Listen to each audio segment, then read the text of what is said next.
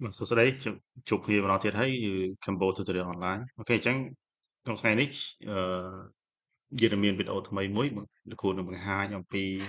ការដំឡើង web server នៅលើម៉ាស៊ីន Linux ណា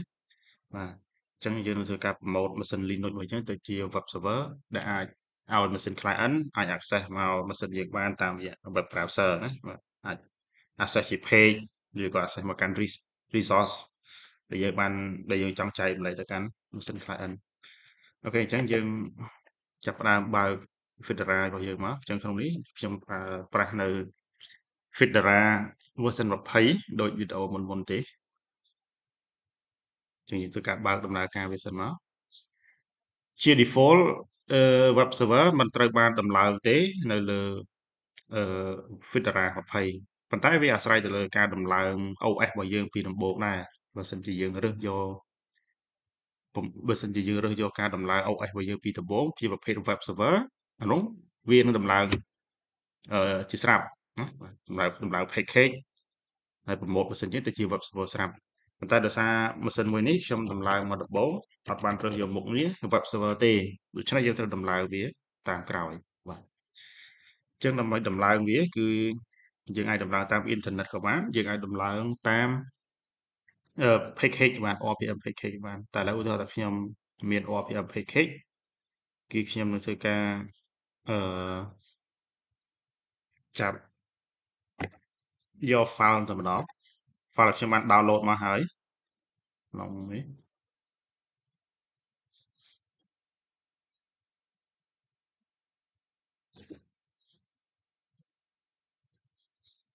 បាទ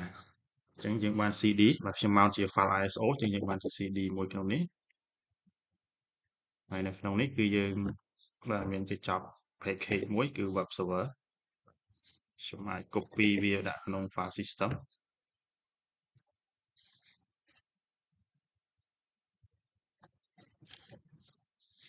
បាទអញ្ចឹងនៅក្នុង folder នៅក្នុង system root web server បាទអញ្ចឹងក្នុងនោះមានចំនួន5 file ដែលយើងនឹងធ្វើការដំឡើងទាំង5 file តាមលំដាប់លំដោយទី1ទី2ទី3ទី4ទី5អូខេអញ្ចឹងយើងមើលទីតាំងចាំទីតាំងផងបាទទៅក្នុង system root web server អញ្ចឹងយើងចូលតាមរយៈ terminal របស់យើងមក cd system root web server អូខេអញ្ចឹងយើង ls មើលយើងឃើញមានចំនួននៅ file ទាំង5នេះហើយអញ្ចឹងយើងធ្វើការដំឡើងវា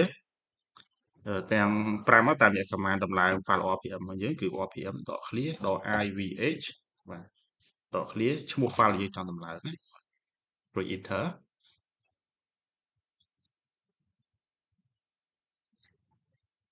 02បន្តទៀតមកជាការដំឡើងនេះសូមឲ្យប្រកាសថាការដំឡើង file នីមួយៗតាមលំដាប់ហើយជោគជ័យព្រោះបើសិនជាមិនជោគជ័យទេការ configure របស់យើងបន្តទៀតក៏អត់ដំណើរការដែរអញ្ចឹងដល់ទី4ចុច tab មកបាទដោយសារខ្ញុំចុច04ហើយ tab មកនេះគឺវាងាយស្រួលយើងចុច tab វានឹងធ្វើការចាំនៅឈ្មោះ file ដែលស្រដៀងហ្នឹងឲ្យត្រូវឲ្យចំតែម្ដង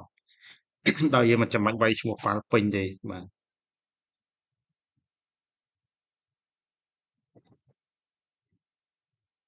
5ជា file ចុងក្រោយដែលយើងត្រូវដំឡើងអូខេអញ្ចឹងក្រោយពីដំឡើង file ហើយដូចជាមេរៀនមុនទេក្រោយពីដំឡើង file ហើយយើង check មើល status របស់វាទៅបាទឬក៏យើងអាច enable ហើយ start service តែម្ដងក៏បានដែរតែយើងអាច check status វាសិន service របស់វាឈ្មោះថា httpd.services បាទអញ្ចឹងនេះបញ្ជាក់ថា server របស់យើងបានដំឡើងហើយបាទតែមិនទាន់បានដំណើរការទេបាទ that និង inactive អញ្ចឹងដើម្បីបើកដំណើរការ protocol HTTPD របស់យើងប្រើប្រាស់ command systemctl បាទ enable httpd.service បាទក្រោយពី enable ហើយគឺយើង start វាធម្មតាបាទ subctl start httpd.service បាទជាងរួចរាល់អញ្ចឹងជាងសាររបស់ទៅ check status ម្ដងទៀតណា systemctl status httpd.service តើវាខុសពីបាទវាខុសអំពីមុនយ៉ាងម៉េចគឺវា active បាទហើយវា enable ហើយអញ្ចឹង protocol HTTPD របស់យើង ដំណើរការ machine Linux របស់យើងខ្លាយទៅជា web server បាទនៅមិនទាន់ចប់ទេនៅបន្តិចទៀតគឺយើងទៅបើកមានថា add service នេះទៅកាន់ firewall ដើម្បី accept connection ពី machine client មកណាអាច access មកកាន់ web server យើងបានតាមរយៈ web browser អញ្ចឹងដើម្បី add service ទៅកាន់ firewall បានយើងប្រើ command firewall trace cmd ដក clear ប្រើ trace ពីរដងវាទៅកាន់ permanent zone ដក clear zone ស្មើនឹង public បាទតកតងនឹង firewall permanent zone public នេះគឺខ្ញុំបានបញ្យល់នៅក្នុងមេរៀនវីដេអូមុនហើយបើសិនជាមានចម្ងល់អាចទៅមើលវីដេអូមុនបានណា services ស្មើនឹង http បាទអញ្ចឹងដល់ពេលយើង add service នេះវា success គឺអូខេតែបើសិនជាមានពណ៌ក្រហម error អីអ្នកនរអាចទៅ check មើលឡើងវិញណាអំពី syntax ឬក៏ឈ្មោះ switch អីផ្សេងអាចមានបញ្ហាចឹងឥឡូវយើង success អត់បញ្ហាទេយើង firewall បាទដើម្បី add switch ទៅកាន់ firewall យើង add switch វាហើយយើងត្រូវ restart firewall មួយទៀតណាបាទ reload firewall គឺយើងប្រើ command firewall trace cmd ដក clear trace reload បាទអញ្ចឹងវានឹង success ដូចគ្នាអញ្ចឹងដំណើរការនៃការដំឡើងនិង add switch ទៅកាន់ firewall របស់យើងគឺជោគជ័យបាទចាប់សពគ្រប់អញ្ចឹងយើងអាច test នៅលើ server មួយសិនមកណាលើ server ដើម្បី test លើ server ថាម៉ាស៊ីន server យើងអាចក្លាយទៅជា web server ហើយយើងប្រើ local host បាទណា address របស់យើង local host មានន័យថាយើង connect ទៅកាន់ web server តែម៉ាស៊ីនខ្លួនឯងបាទគឺ local host បាទអញ្ចឹងនេះគឺដំណើរការហើយបាទដំណើរការហើយ web server របស់យើងដំណើរការគឺជា Fedora Test Page បាទដែលបញ្ជាក់ web server របស់ Linux គឺជា Apache ណាបាទ Apache គឺជា software មួយ package មួយដែលអឺអាច promote ឬក៏ដំឡើងទៅធ្វើឲ្យម៉ាស៊ីន Linux យើងក្លាយទៅជា web server បាទតោះឥឡូវយើងចាប់ផ្ដើមមានម៉ាស៊ីន client មួយមកបាទម៉ាស៊ីន client ខ្ញុំអាចយក Windows ក៏បាន Linux ក៏បានស្អីក៏បានដែរព្រោះតើតទៅនឹង open source វាហើយនឹង web server នេះវាអត់ប្រកាន់ platform ទេយើងយក Linux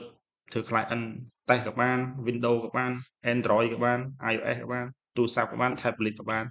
ឲ្យតែវាស្ថិតនៅក្នុង network តែមួយណាបាទតែយើងទៅមើលសិនថាតើ Linux របស់យើង server របស់យើងមិញ IP ប្រមាណserver របស់យើង IP 1.10តែសូមបញ្ជាក់ខ្ញុំមិញអត់បានបង្ហាញពីរបៀបនៃការដូរ IP ទេបាទអញ្ចឹងទៅតង IP គឺកំណត់ខ្លួនឯងបដូរខ្លួនឯងណាបើសិនជាមានចម្ងល់អាចទៅមើលវីដេអូចាស់របស់ខ្ញុំបានអញ្ចឹង Linux របស់យើង IP 1.10អញ្ចឹងយើងទៅមើល client របស់យើងបាទអ្វីដែលសំខាន់ឬទី1របស់យើងគឺត្រូវធ្វើឲ្យកុំព្យូទ័រទាំងពីរនេះមានស្ថិតនៅក្នុង network តែមួយសិនណាបាទស្ថិតនៅក្នុង LAN តែមួយ1.20បាទ1.10ឲ្យ1.20គេអាចស្គាល់គ្នាយើងអាចសារលបងវាតេស្ត connection សិនក៏បានដែរ0.10ណា server គឺ1.10បាទចុច reply ធម្មតាទីសារលបងតេស្តលើ web server បាទបើក browser របស់យើងមកបាទបើក browser របស់យើងអញ្ចឹងយើងអត់វាយ local host ទេព្រោះម៉ាស៊ីនយើងមិនមែនជា web server ទេម៉ាស៊ីន server នេះទេជា web server អញ្ចឹងយើងត្រូវវាយ IP របស់ម៉ាស៊ីន server យើងគឺ192.168.10បាទ enter បាទអញ្ចឹងនេះគឺជា IP របស់ម៉ាស៊ីន server ហើយនេះគឺជា page ដែលទទួលបានពីម៉ាស៊ីន server របស់យើង page ទទួលបានពីម៉ាស៊ីន server របស់យើងបាទអញ្ចឹងឧទាហរណ៍ថាយើងបើសិនក្នុងករណីយើងចង់បង្កើត website ខ្លួនឯងពីព្រោះអានេះយើងអត់ទាន់បានបង្កើតអីទេវានឹងចាប់ default page របស់ web server default page របស់ web server ណាអញ្ចឹងដើម្បីសរសេរ website ខ្លួនឯងឲ្យវាចាប់ពី page របស់យើងសរសេរផ្ទាល់គឺយើងចូលទៅកាន់ទីតាំងនេះ system root var www html បាទ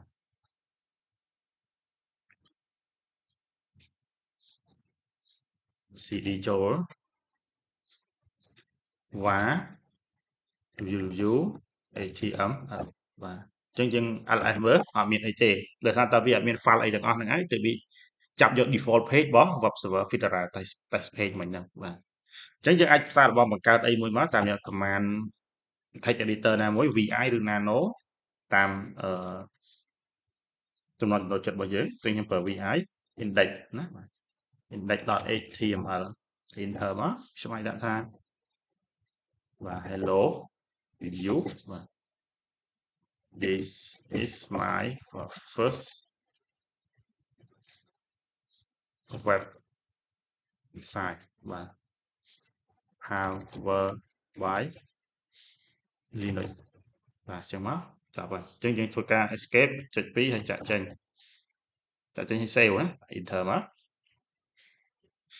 បាទអញ្ចឹងយើងសាកល្បង my client ក៏បានឬ test លើ server ក៏បានឥឡូវយើង test លើ client ទៅយើង refresh page នេះមួយមកបាទអញ្ចឹងនៅពេលដែលយើងមាន file index ឬក៏មាន file អីមួយនៅក្នុងទីតាំងនេះទីតាំងលើ server នេះគឺវាចាប់យកអា page ហ្នឹងមកវាលែងចាប់ test page default page របស់ Linux មកបាទអញ្ចឹងយើងអាចបង្កើតជា page បង្កើតជា website បង្កើត link អី